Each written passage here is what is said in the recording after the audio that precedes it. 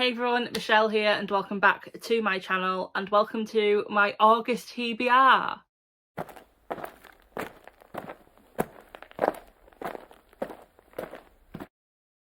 August is like July. It's going to be a mood month where I just read what I want when I want. I do of course have my 2 year-long reading challenges books that I have to read, and that is for Buzzwords and for Read Your Bookshelf. And I then have the 2 Goldsborough or Illumicrate books that I want to read, the challenge that I've set myself to read each month, one of them.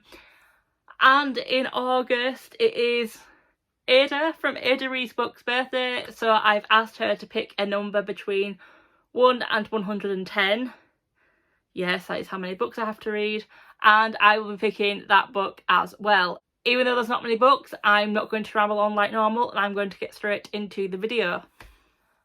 On to the first book I need to read this month, and that is Ada's pick. Now, Ada picked book number 2. However, that is a book coming up later that I've already connected to a reading challenge, so I asked her to pick again, which she wasn't happy about. I'm sorry, Ada. But she picked book number 22, and that book is When I Was 10 by Fiona Cummins. I hauled this book a few months ago, and I still can't remember what it's about. So let's read the blurb. 21 years ago, Dr. Richard Carter and his wife Pamela were killed in what has become the most infamous double murder of the modern age. 10-year-old Sarah Carter, nicknamed the Angel of Death, spent 8 years in the Children's Secure Unit and is living quietly under an assumed name with a family of her own. Now, on the anniversary of the trial, a documentary team has tracked down her older sister Shannon Carter, compelling her to break 2 decades of silence. Her explosive interview sparks national headlines, and journalist Brinley Booth, a childhood friend of the Carter sisters, is tasked with covering the news story. For the first time, the 3 women are forced to confront what really happened on that blood-soaked night, with devastating consequences for them all. And the Illumicrate book I have decided to try and read this month is A Dark and Hollow Star by Ashley Shuttleworth. I have been hesitant to pick this book up purely because it's been compared to The Cruel Prince, and I DNF The Cruel Prince at 10%, so I've been hesitant to pick it up. But with my extra challenge to myself to read either an Illumicrate or a Goldsborough each month, I thought I may as well pick it up. If I do end up DNFing this one, it doesn't mean I'm not going to read it. It just means I put it away for another month and try again later. For centuries, the 8 courts of folk have lived among us, concealed by magic and bound by law to do no harm to humans. This arrangement has long kept peace in the courts, until a series of gruesome and ritualistic murders rocks the city of Toronto and threatens to expose fairies to the human world.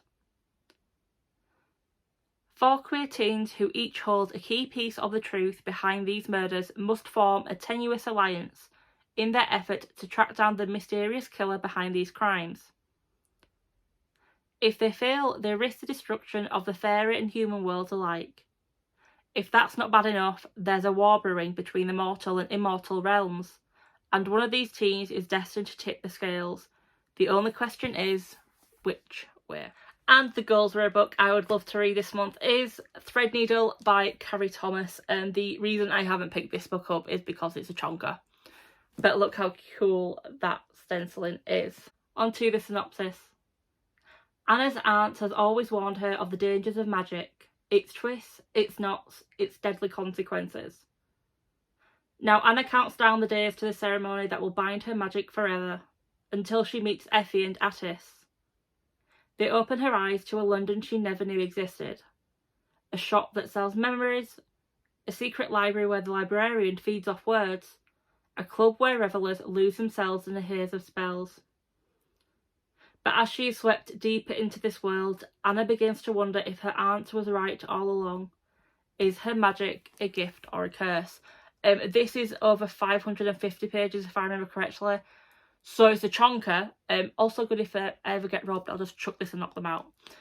So I will probably save this for the latter end of a week or a weekend where I have time to read. For the Read Your Bookshelf Challenge, the prompt this month is to read a book in a series. As you may or may not be aware, for my Read Your Bookshelf Challenge and the Buzzwordathon, I've been picking books that I brought over from 2020, so I don't have to unhaul them unread at the end of the year. So the book I brought over for 2020 for the prompt read a book in a series is Blood Air by Amelie Wen Zaho. Now, I've heard mixed reviews about this book. Some people have loved it, loved the magic system. Other people, like Becca at Becca at the Books, has been confused by the magic system. So that, I think, will be the deciding factor whether or not I like this book, because if there is a magic system that I know and understand what it's about and I enjoy reading it, great. If I find that I don't understand it, it will bring the rating down. But positive thoughts here at the moment, so hopefully I will enjoy this book. Anna has lived her life in safety, hidden behind palace walls, but that wasn't just for her own protection. She's one of the Athanates, people reviled for their magical gifts, which allow them to control the world around them. And Anna, the crown princess of Cerealia, has an affinity to blood.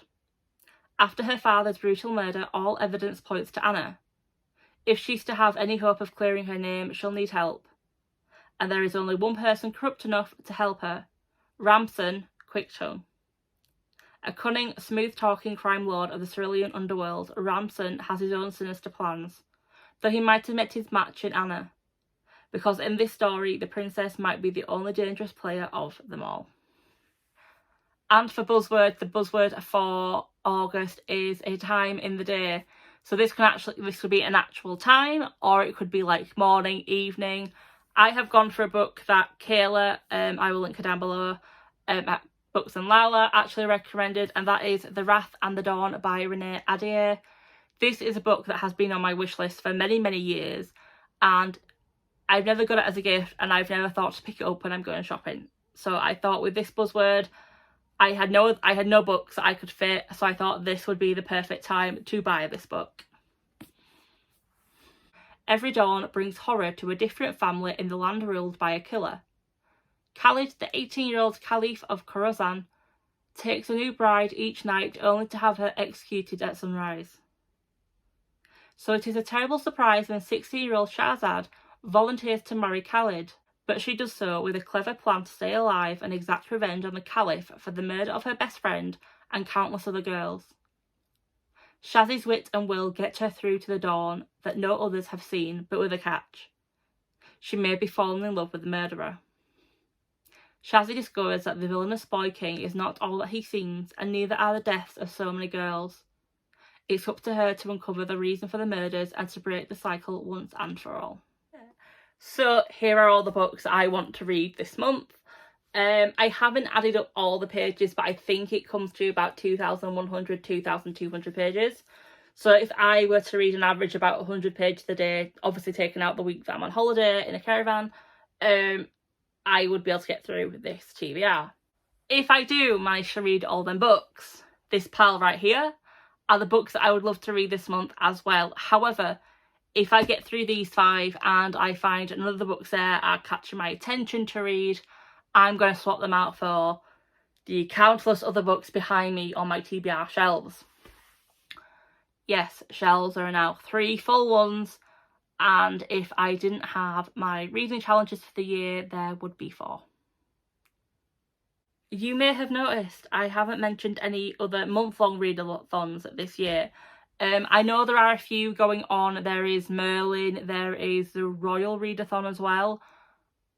I've seen them. There are a few prompts that I like. I may or may not decide to go for them, but at the moment I'm not thinking of doing any readathons. If I do change my mind, I am now in a Discord group that actually has channels for each month what readathons there are, like 24 hour, 48, week long or month long. It's great.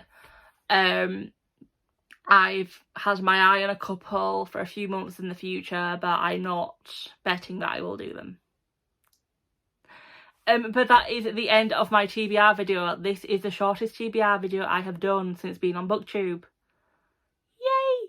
If you like this video, please give it a like. If you are new to my channel, Hi, my name is Michelle. I read a variety of genres, although my main ones do seem to be thriller / mystery / crime books, or YA of any subgenre. If this is the first video of mine you have seen, just to let you know, I don't review books here. I don't call it review, I just call it blur. So I either tell you so much about the book that I practically spoil the book, or I am so vague that you wonder if I've actually read it and why I'm actually telling you I've read the book. I am getting better. I do seem to have a middle ground for some books, which is really good, especially for series, because I don't want to spoil them. If you haven't subscribed, please consider doing so. If you don't want to, that's absolutely fine, no pressure. If you have read any of the 5 books I have mentioned and you want to give me your thoughts, please do. I genuinely mean this, please do. I love it when people either leave comments, or I've had messages on Goodreads, or I'll get messages on Instagram or Twitter, and I really do enjoy it because I love talking to you all. It's the reason I started my channel, just to talk, and hopefully someone talks back. But until the next video, bye!